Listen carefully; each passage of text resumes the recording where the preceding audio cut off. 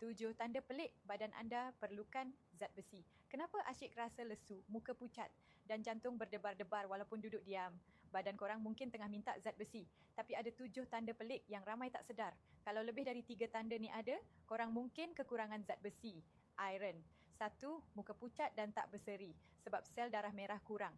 Jadi oksigen tak cukup sampai ke kulit. 2. Asyik letih. Walaupun dah tidur, cukup sebab iron tak cukup untuk hasilkan hemoglobin darah merah. Maka oksigen tak sampai ke seluruh badan. 3.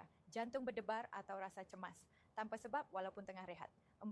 Kuku rapuh dan rambut mudah gugur. Kalau kuku mudah patah atau rambut makin nipis, itu warning awal.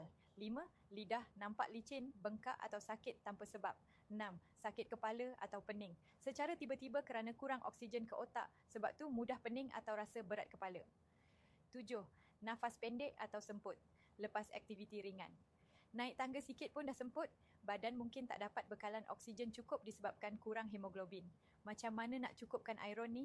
Makan makanan tinggi zat besi macam daging merah, hati ayam, bayam, kekacang, telur, bijirin penuh. Ambil vitamin C bersama iron, contoh makan oren lepas makan daging untuk bantu penyerapan lebih baik. Minum Everty setiap hari.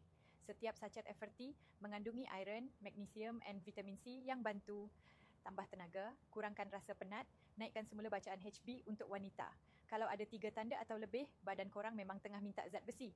Jangan tunggu sampai pengsan baru nak rawat. Komen saya nak iron dan tag kawan yang selalu nampak lesu tu.